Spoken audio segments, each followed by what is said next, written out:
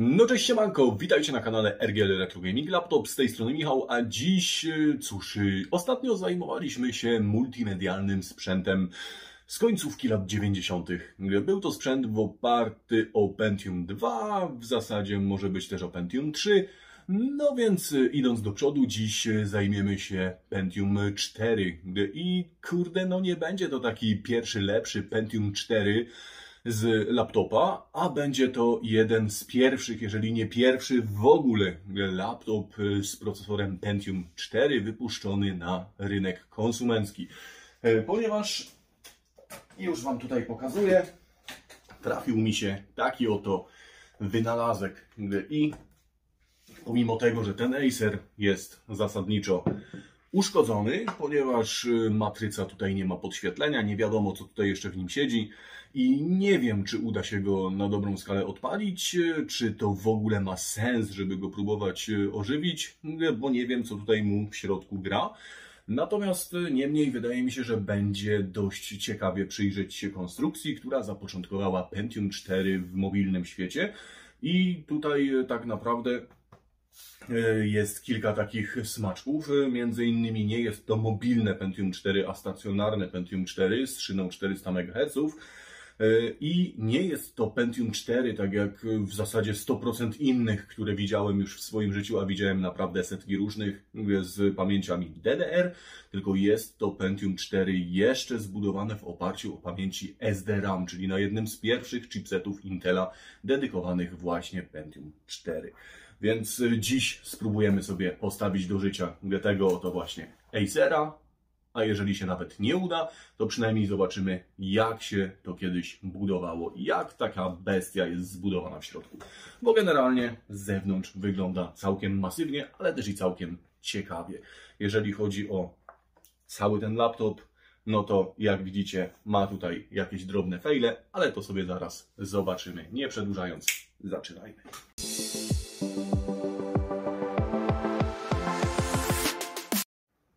Sam laptop jest w bardzo ładnym stanie. Jeżeli przyjrzymy się na klapę, to możecie śmiało dojść do wniosku, że wygląda prawie jak nowa. I tutaj specjalnie się nie pomylicie. Poza jakimiś malutkimi, drobnymi ryskami, ten laptop naprawdę z zewnątrz wygląda praktycznie jak nówka. Gdzie się w ten sposób zachował, tego nie wiem. Zwłaszcza, że tak naprawdę w jego przypadku to są troszkę takie skrajności. Ponieważ z jednej strony wygląda prawie jak nówka, a z drugiej strony, z tego co widzę, jest dość mocno dociorany. Jeżeli sobie popatrzymy na przód, mamy z jednej i z drugiej strony symetryczne głośniki stereo, a na samym środeczku mamy duży panel multimedialny i dużo kontrolek, które nam tutaj pokazują aktualne stany tego laptopa. I począwszy od lewej strony mamy tutaj diodę sygnalizującą, że laptop jest załączony, mamy diodę sygnalizującą, że mamy podpięty kabel zasilania, mamy diodę sygnalizującą, że mamy tutaj pracę na baterii, bądź że bateria się ładuje, diodę sygnalizującą pracę dysku twardego, diodę sygnalizującą pracę bezprzewodowej sieci internetowej Wi-Fi oraz diodę sygnalizującą pracę tutaj samego napędu dyskietek lub napędu CD, bo oba są w tym kadłubku, co sobie zaraz zobaczymy. Za nimi mamy przycisk, który nam tutaj... O! Proszę bardzo. Jest słaba bateria, ale generalnie tym przyciskiem odpalamy sobie tutaj Multimedia Panel, czyli to MP. I dzięki temu możemy sobie tutaj sterować tymi przyciskami, a w momencie, kiedy włożymy płytę z muzyką, już mi tutaj złapie fiksa, w momencie, kiedy włożymy płytę z muzyką, no to mamy tutaj bardzo ładnie sygnalizowaną diodą odczyt takiej właśnie płyty, którą sobie tutaj wrzucimy. Od prawej strony mamy napęd stacji dyskietek, mamy przełącznik sieci bezprzewodowej internetu Wi-Fi, możemy sobie tutaj załączyć, wyłączyć oraz mamy napęd CD-DVD, bardzo popularny w tamtym okresie. Mamy tutaj laptop datowany na rok 2001, początek 2001 roku, tak jak mówię, jest to jeden z pierwszych Pentium 4 w ogóle ever na świecie i tutaj on wyszedł w czasach, kiedy większość producentów sprzedawała jeszcze laptopy z Pentiumami 3. Mamy tutaj 3 razy USB, co było mega niespotykane w tamtym okresie, ale tutaj akurat jest. Mamy tutaj gniazdo z boku, które tak naprawdę wygląda na jakiegoś takiego protoplastę Kensington Lock. Natomiast no, jest puste w środku. Nie wiem co to w ogóle jest, ale jest. Obok mamy RJ45 i RJ11, sugerujące, że mamy tutaj do czynienia z laptopem, który ma zarówno modem, jak i wbudowaną kartę sieciową. Mamy port LPT drukarkowy, mamy port VGA i mamy tutaj wyjście telewizyjne oraz gniazdo zasilania. Ponadto, jak sobie wycofiemy do tyłu, widzimy, że cały panel w zasadzie jest tutaj od połowy wentylowany. Mamy tutaj otwory wentylacyjne, którymi powinno ulatywać to powietrze. Nie wiem, czy zwróciliście uwagę, ale w tym laptopie nie mamy portu RS-232, który był bardzo popularny w zasadzie w prawie wszystkich laptopach z tamtego okresu. Z kolejnej strony mamy tutaj wywiew gorącego powietrza spod procesora, mamy podwójne gniazdo PCM-CIA, mamy 2 gniazda jack, czyli mamy tutaj wejście na mikrofon, wejście na słuchawki. Mamy tu zwykły, standardowy Kensington Lock, więc co to jest za gniazdo z tamtej strony, tego nie mam pojęcia, nie wiem. No i mamy tutaj coś takiego dziwnego, jak taki potencjometr głośności. I to jest taki suwak.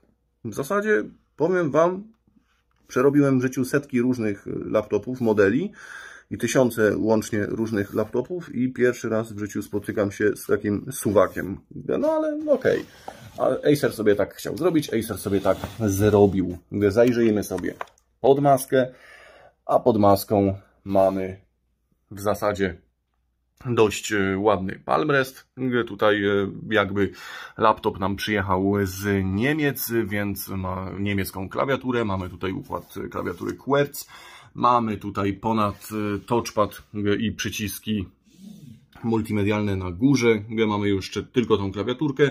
Naklejki, które sygnalizują, że mamy tutaj jakiegoś Radeona. Mamy tutaj Pentium 4, a sama konfiguracja została stworzona pod Windows XP. Choć szczerze powiedziawszy z tyłu głowy mam tutaj chętkę, żeby zainstalować 98, no ale zobaczymy, czy w ogóle cokolwiek uda się zainstalować, czy jest możliwość odpalenia w ogóle tego laptopa. I ponadto mamy jeszcze popularne w tamtym okresie 2 przyciski. Jeden, który nam powinien odpalić tutaj samą pocztę, a drugi, który nam tutaj odpala internet. Oprócz tego mamy jeszcze przycisk Power i tyle. Matryca tutaj to panel 14.1 lub 15 cali. Szczerze powiedziawszy, to jeszcze nie wiem, muszę sobie go zmierzyć. Na pierwszy rzut oka wydaje mi się, że 15, ale mamy tutaj w niej mały problem. W zasadzie duży, z tym panelem już nic nie zrobimy. Nie wiem, czy to tutaj zostało przejechane jakimś rozpuszczalnikiem, czy tutaj poszedł jakiś aceton, ale jeżeli chodzi o ten panel, jest bezpowrotnie uszkodzony i nic tutaj go nie uratuje.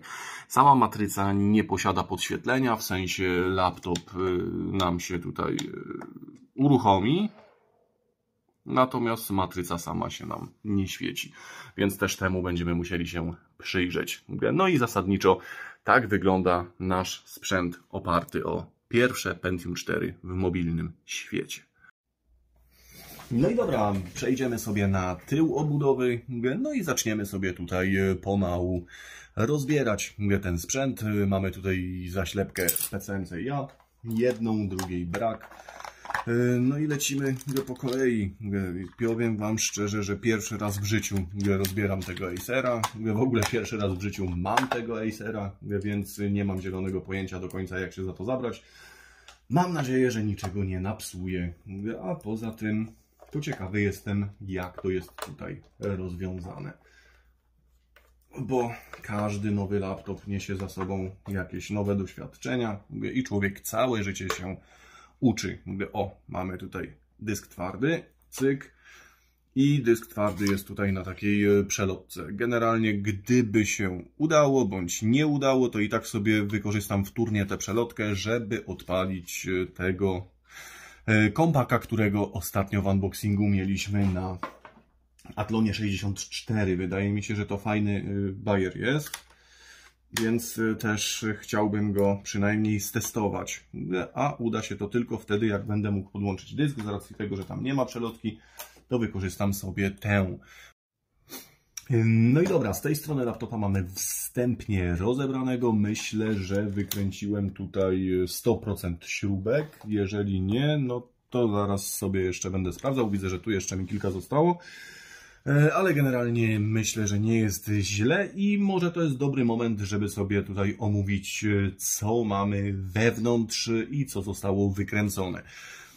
Tutaj, jeżeli chodzi o samą płytę główną, już możemy zobaczyć, że sercem tego całego sprzętu jest procesor Pentium 4, zwykły, stacjonarny na szynie 400 MHz, zasilany 1,75 V o taktowaniu 1,7 GHz. Nie wiem, czy sobie to tutaj jesteście w stanie zobaczyć, ale mamy tutaj tego procka. Ja go na razie nie chcę wyciągać, żeby nie zabrudzić niczym gniazda, nic nie przykombinować za mocno. Wewnątrz, pod tą klapką serwisową, mamy gniazdo pamięci SD-RAM oraz gniazdo mini PCI, gdzie zwykle wkładamy jakąś Wi-Fi bądź inną kartę sieciową. Co tutaj ma być włożone, no to sobie zobaczymy. Ja tutaj nie miałem w żadnym z tych gniazd włożone nic, więc cóż, coś tutaj będziemy może musieli wymłodzić. Generalnie układ chłodzenia tego Pentium 4 no nie napawa optymizmem i tutaj nie chodzi absolutnie o to, że jest brudne, tylko że jest po prostu strasznie skromne. Wydaje mi się, że jest to zbyt słaby układ chłodzenia jak na stacjonarne Pentium 4, no ale tutaj jest Pentium 4 1.7, może to jest jakiś wyselekcjonowany procesor, nie wiem. Sprawdzimy sobie, jeżeli jakimś cudem uda się go odpalić. Jeżeli chodzi o napęd optyczny, no to nie licząc napędu dyskietek, mamy tutaj CD-RW DVD-ROM, czyli tak zwane combo. Jest to jeden z tych pierwszych napędów. Sam napęd datowany jest na rok 2002 i jest słusznej ciężkości. Prawdopodobnie jest to napęd, który już został upgrade'owany po czasie, po jakby zakupie tego laptopa, ponieważ one oryginalnie wychodziły z napędami DVD, przynajmniej tak udało mi się wyczytać z sieci. Poza tym data produkcji 2002 sugeruje, że ten napęd został tutaj wrzucony już po premierze tego laptopa, ponieważ sam laptop wyszedł w roku 2001, przynajmniej według tego, co można znaleźć w sieci. No i okej. Oprócz tego, no to mamy tutaj jeszcze stację dyskietek, która również wygląda, że jest ok. No i wiadomo, dysk twardy, który jest bliżej nieokreślonej pojemności. Szczerze powiedziawszy, nie wyciągam go jeszcze tutaj z tej kieszonki. Jeżeli laptop odpali, no to sobie wtedy będziemy widzieć, jaka to jest pojemność, a jeżeli nie odpali, no to wtedy sobie go wyciągniemy z tej kieszonki. Na ten moment to nie jest dla mnie priorytet. Priorytetem jest rozebranie tego sprzętu i zaglądnięcie, co tutaj się w środku zadziało, bo chyba nie jest dobrze. Ja nie wiem, czy dobrze to widać tutaj na tej kamerze. Mam nadzieję, że tak, ale tutaj to jest aż śnieg taki z korozji i no aż strach pomyśleć, co tam się wewnątrz tego laptopa dzieje. Mam nadzieję, że nie jest aż tak źle, jak wygląda, no ale nigdy nie możemy być pewni, tak? Więc no cóż, rozbierzemy do końca i zobaczymy, co tutaj można dla niego jeszcze zrobić.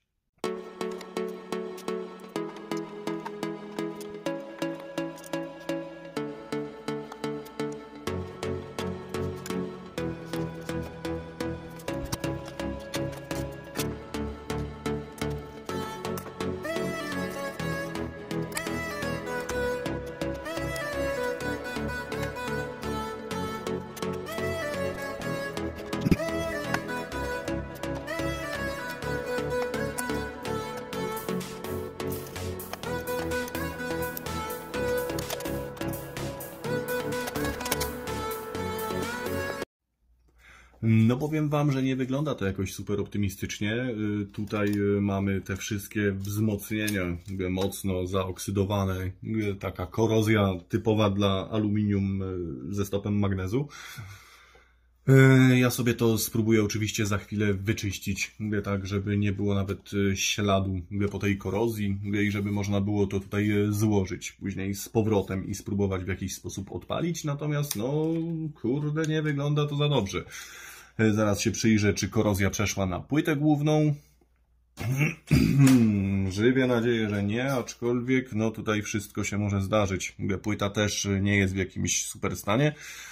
Wszelkie te tutaj stędy i tak dalej już też są pochwytane.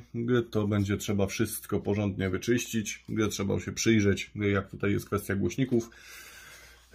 No i poczyścić to wszystko do porządku. No a następnie spróbować złożyć tak, żeby działało. I faktycznie, tak jak mówiłem, mamy tutaj pamięć SDRAM. Sama pamięć, która jest tutaj zamontowana na płycie to Kingston 256 MB, PC 133. No i drugi slot jest wolny, więc będziemy mogli spróbować zamontować drugą pamięć. Co się tyczy samego układu graficznego, no to z tego co widzę mamy tutaj Radeona. Jest to mobilny Radeon M6P, czyli mamy tutaj energooszczędną wersję Radeona 7000. Prawdopodobnie będzie miał 16 MB bądź 32. To sobie już będziemy mogli sprawdzić, jeżeli jakimś cudem uda się to wszystko uruchomić. Natomiast jest to system on chip. Sama pamięć jest wbudowana w ten układ, nie jest jako tako zewnętrzną kostką, więc prawdopodobnie też i taktowanie, wszystko będzie tutaj synchroniczne. Może to być całkiem ciekawy kawałek laptopa, pod warunkiem, że uda się go w jakiś sposób uruchomić, ponieważ jest tutaj zbudowany o Pentium 4 i ma Radeona 7000. I teraz ja mam kadłubek na przykład na Pentium 3, który również jest zbudowany w oparciu o tego Radeona. I teoretycznie fajnie można by zrobić testy wydajności procesorów jeden versus drugi, ponieważ tutaj mamy zastosowane te same pamięci, bo zarówno tam jak i tutaj są SDRAMy PC133 i mogłoby to całkiem sympatycznie wyjść w ogólnym rozrachunku. Można by wtedy zobaczyć 1:1, jaka jest różnica pomiędzy Pentium 4 a Pentium 3, przynajmniej w laptopach. A biorąc pod uwagę, że to Pentium 4 jest stacjonarne, no to nawet i w stacjonarnych. Dobra, jak to tutaj jest zrobione? Czy to jest tutaj... Ok, to jest tu tak wyciągane. Tutaj mamy coś, co nas blokuje. Co nas tutaj blokuje, żeby to wyjąć? Bo szczerze powiedziawszy, to chciałbym tą płytę doprowadzić do porządku w jakiś sposób. Ok, to jest tu tak. To jest tu tak. Jest wyciągane. Dobra. Ok. No i mamy wyjętą całą płytę. Obudowa pójdzie zaraz do czyszczenia, a my już tutaj możemy się przyjrzeć tej całości. Tutaj jest cały koszyk na... Tutaj jest cały koszyk na napęd DVD, ale jego sobie wykręcimy, żeby się przyjrzeć, jakie tutaj jeszcze mamy dodatkowe układy. Kurde, ostatnio te filmy, zarówno poprzedni, jak i ten, są takie no dość długie. Dajcie znać w komentarzach, czy wolicie takie dłuższe, czy wolicie takie powiedzmy do 15-20 minut, bo szczerze powiedziawszy, ja sam nie wiem. Jedni mówią czasami tak, drudzy mówią inaczej, a ja chciałbym, żeby było dobrze. Dobra, ten koszyk mamy na bok i szczerze Wam powiem, że kurde, zaskoczyłem się, bo mamy tutaj mobilnego Radeona 7000, ale tenże mobilny Radeon 7000 ma tutaj własną pamięć, która jest zewnętrzna. Mamy tutaj pamięci SGRAM, które mają opóźnienia 4 nanosekundy i są firmy ESMT. Więc cóż, może to być całkiem ciekawy wynalazek. M6, które mam w Dellach na przykład, są system on chip i nie mają takich dobrodziejstw jak pamięć, która nie jest zintegrowana. Ale co za tym idzie, tutaj daje nam to kolejne pole do manewru, a mianowicie będzie można się może pobawić w jakiś overclocking.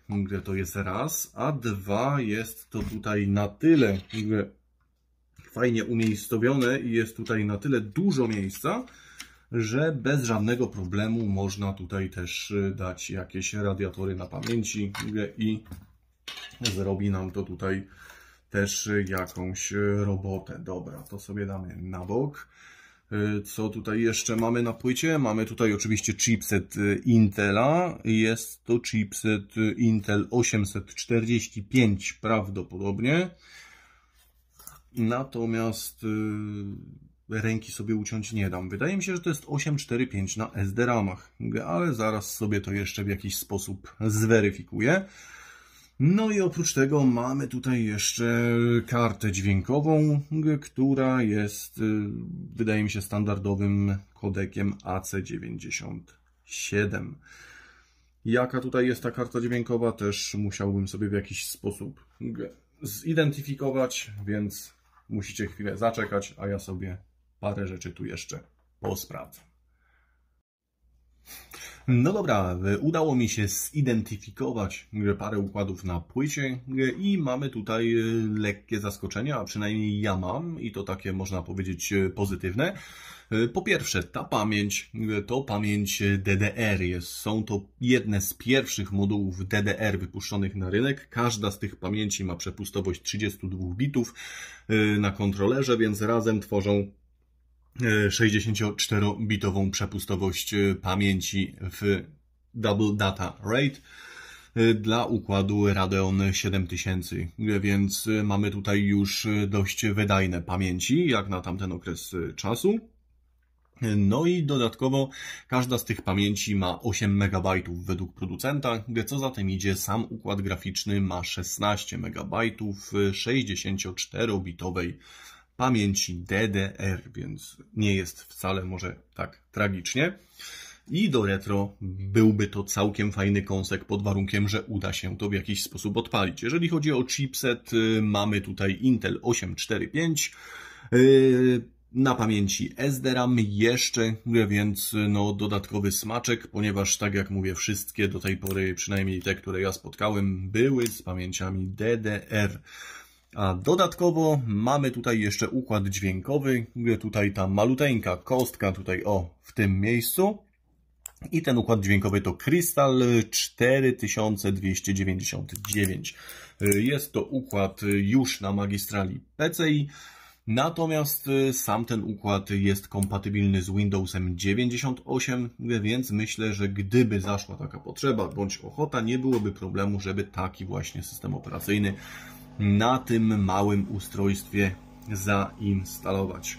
A teraz już nie przedłużając, biorę się za czyszczenie tego wszystkiego. No i wracamy, jak będzie poskładane, i zobaczymy, czy da się to w jakiś sposób odpalić.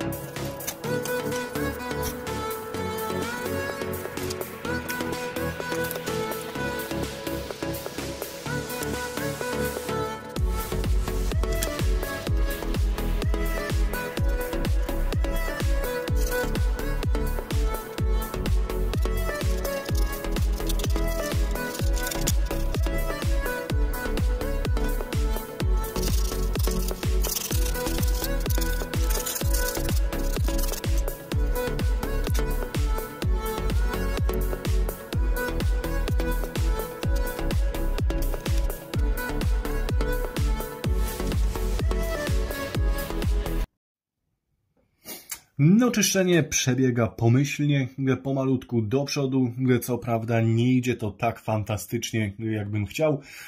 Ale mam tutaj takiego małego pomagiera i całą tą korozję udaje się ładnie tutaj usunąć. Zwróćcie uwagę, tutaj mamy wyczyszczoną stójkę, tutaj mamy jeszcze do wyczyszczenia. No, różnica jest zauważalna gołym okiem, więc myślę, że idziemy w dobrym kierunku i jest szansa doprowadzić to jak najbardziej do porządku. Pytanie tylko, czy to wystarczy, żeby uruchomić poprawnie ten laptop.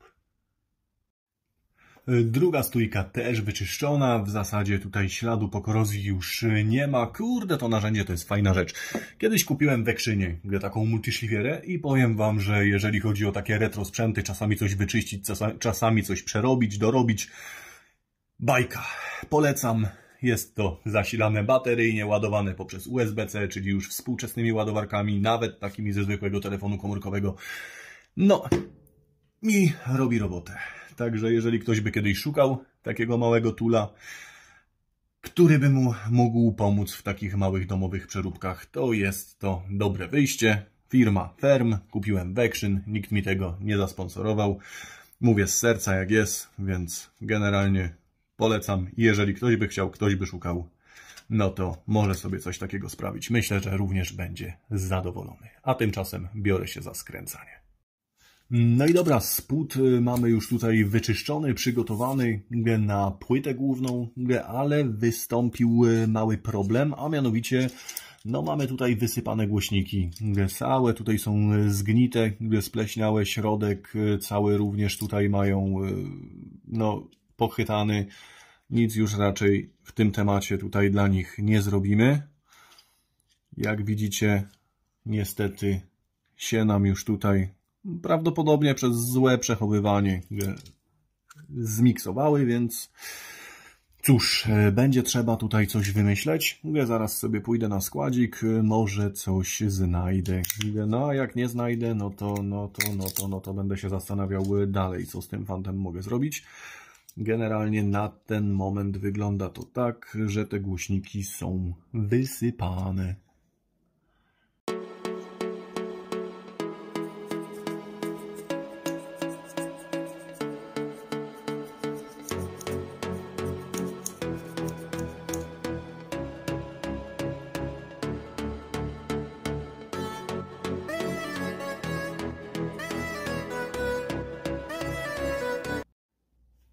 No i dobra, płytę mamy uzbrojoną. Wydaje mi się, że niczego nie pominąłem i o niczym nie zapomniałem.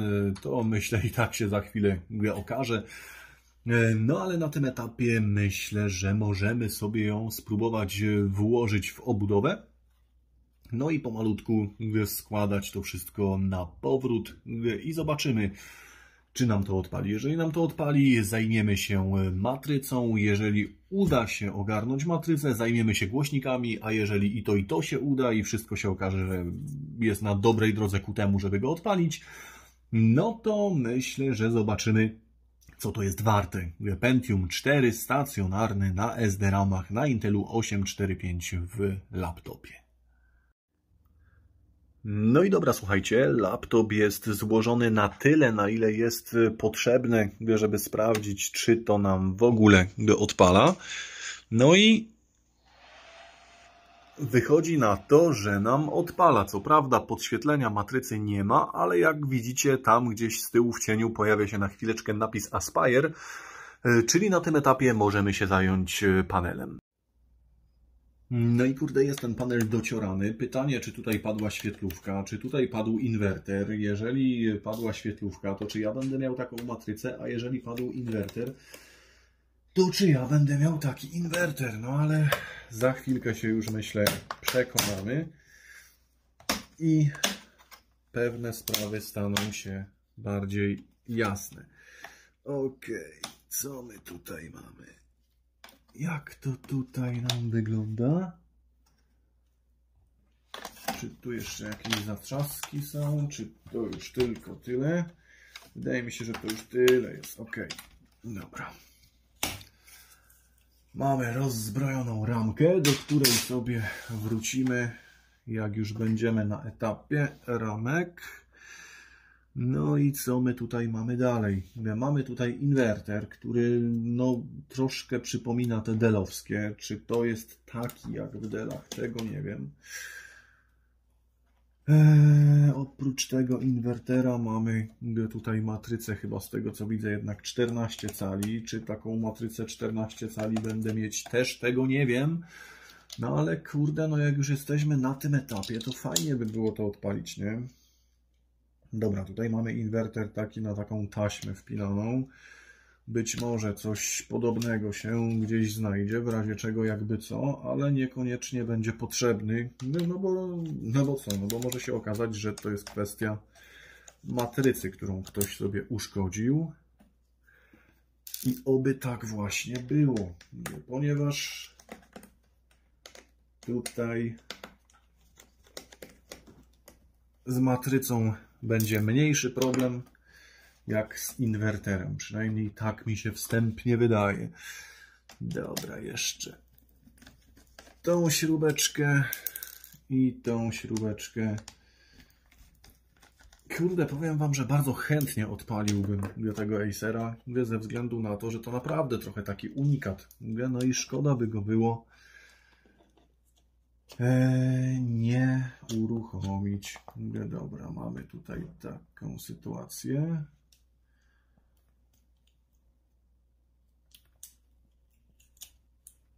I mamy matrycę 20 pin, 14, 1 cala, 20 pinów XGA, czyli 1024 na 768 z taką przedłużką do inwertera.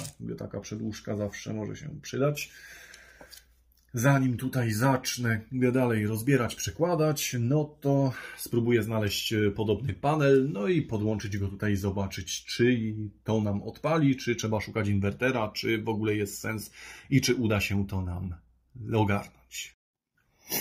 No dobra, na razie lipa z inwerterem, no ale są inne rzeczy, które warto zrobić. Na ten moment zrobiłem nowe głośniki. Myślę, że tutaj będą bez problemu pasowały. Generalnie wchodzą nam tutaj, już Wam pokażę, jak to tutaj planuję zrobić. Jeden głośnik wejdzie tutaj, ładnie się go elegancko tu wklei. Drugi głośnik przyjdzie tutaj, a całość się wepnie tutaj w gniazda i powinno być wszystko jak najbardziej ok. A tymczasem kombinuję, skąd wziąć inwerter. No i dobra, tak wyglądają głośniki zmontowane na gotowo. Mówię, czy to będzie dawać radę, tego nie wiem, ale mam nadzieję, że będzie wszystko ok. Wszystko jest już podłączone, no i zaczynam skręcać dół tego kadłuba.